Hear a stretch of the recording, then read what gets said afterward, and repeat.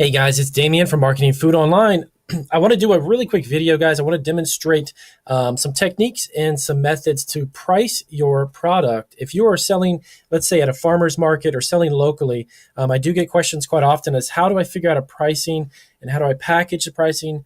I've got a great product, but it's going to either cost a lot to package and I'm not going to have enough in a margin, or it's going to be something that I'm not sure of how to get and create the price point for the retail price, because farmers markets have a little bit of a different type of shopper than let's say an online Amazon customer. Okay. So I'm going to run down really quick some different techniques and tips. These are things that I've kind of learned over the past 10 years.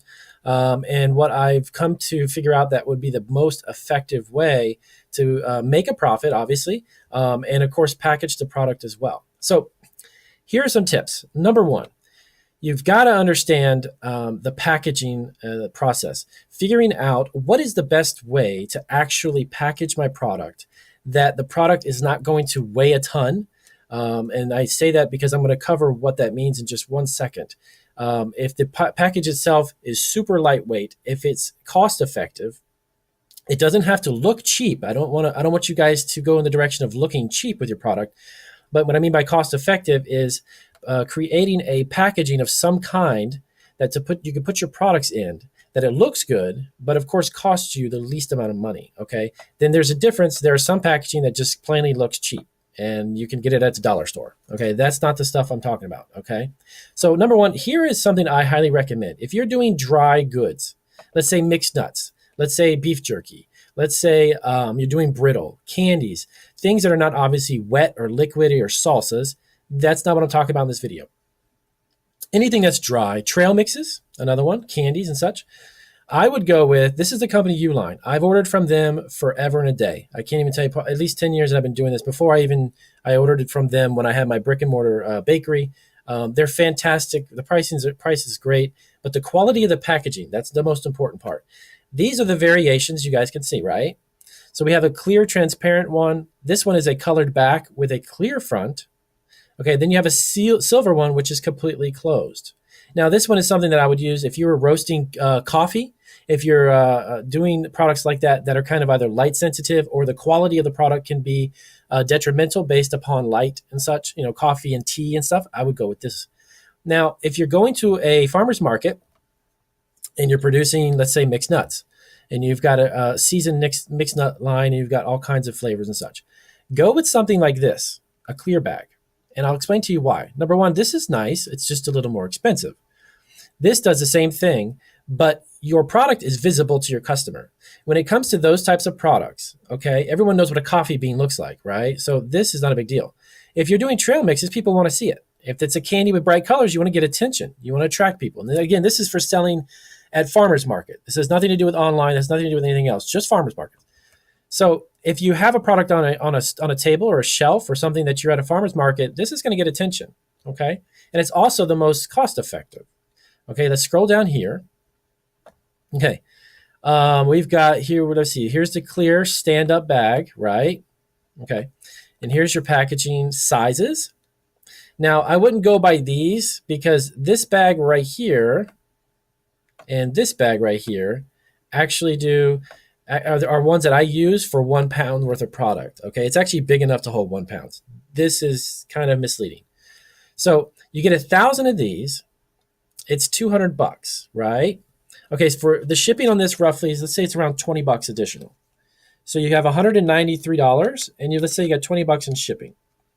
Now it comes to 213 divided by your 1,000 bags. Okay, so you've got 21 cents into your bag. Okay, and it's really important. Listen to what I'm going to say, because I'm going to break down the cost of what it would cost to create a 1 pound product with these specific items. Okay, so you've got 21 cents in your bag. Now you have to put a label on it. And remember, guys, please utilize onlinelabels.com. Okay, and I pitch them just because I use them, and I can tell you their labels are inexpensive. This bag that I used, it cost me 21 cents. With the label that I get is around 3 cents. That's the cost of the label and the cost to print it, 3 cents. So now you're 24 cents into your package. Now on the back, you have to have another label. I would recommend you have another label at farmers markets. Another label on the back explaining ingredients, where is it made, your contact information, et cetera, et cetera. You know, you guys, all that good stuff. You don't necessarily have to have a nutritional label at a farmer's market, but you do need to have an ingredient label. Okay, that's different.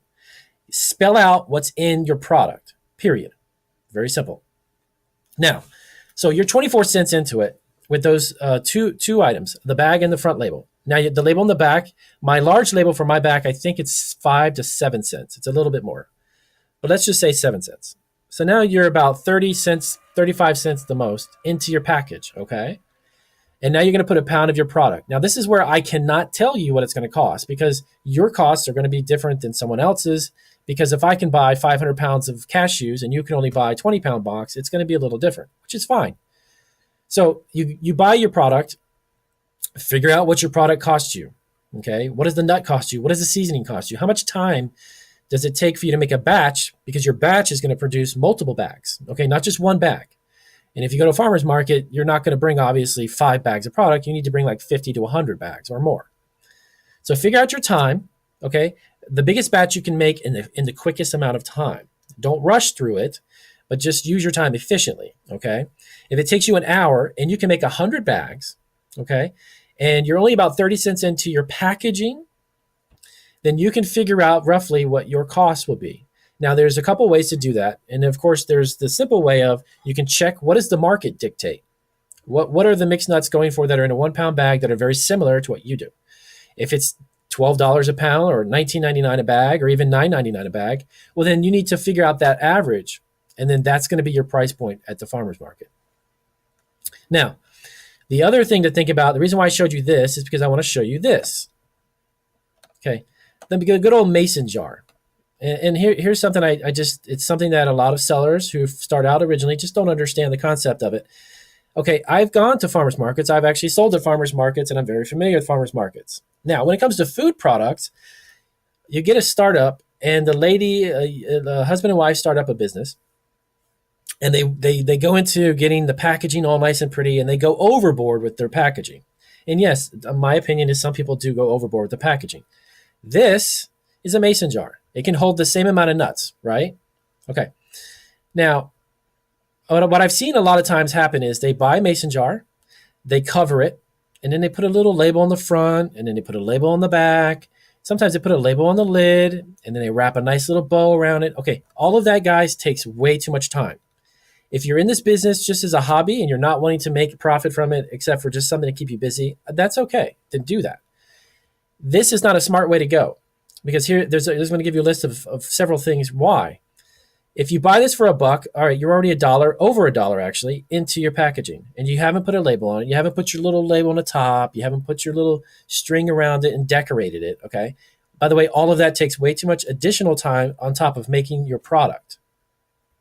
Now, you're going to buy this, and you're going to want to get at least 50 or 60 of these, right?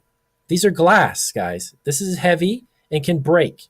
The shipping on this, I don't even want to begin to put it in my shopping cart because I know the shipping on this is going to be probably an extra $2 a jar. I'm not kidding you. Okay. Unless you can get this locally at like a Walmart or something and you can get them for super ultra cheap because there's no shipping. Well, go ahead. But then on top of it, remember, you're going to have to lug 50 to 100 of these back and forth to the farmer's market, and they're going to be heavy. Shipping on this, like I said, is going to bring this to about $3 a unit before you even start. So don't do that, guys. Just keep in mind, if you're doing this as a hobby and you want to do that decorative thing, that's fine. There's nothing wrong with that. If you want to make money, you need to be cost effective. You need to think, I'm in business to make a profit. You're not here to make pretty gifts and sell them for break-even price points. You need to make money. That's why I recommend these, okay? And of course, that's a whole nother thing here. Again, I don't like these, only in case you're doing, like I said, coffee or something that you don't want your customers to see, which I don't understand that mentality, but something you don't want them to see. These are great. These are beautiful, but they're also expensive. Stick to the bags. These are also, by the way, extremely thick. These are 5 mil polypropylene bags, okay? That keeps out humidity, air, moisture, water, everything. So if your product is sensitive to moisture, sensitive to air, like brittle, my candy brittle, if it's exposed to the air long enough, candy brittle turns into mush, okay? It's sugar, it's hard, but it will just break down, okay? These completely seal off air, moisture and everything. And they're 20 cents a bag, guys. Seriously? You'd be crazy to go another route. And the beautiful thing, by the way, you're at a farmer's market, you're displaying this. When you merchandise something, you need to make sure that it looks good to the customer. These stand up. They're beautiful. Stand up by themselves. They stand at attention, I guess you can say, but they're perfect. They don't slouch over. They don't fall. This is thick polypropylene bags, okay? So I don't want to take up too much of your time, guys. I just wanted to drop this really quick tip.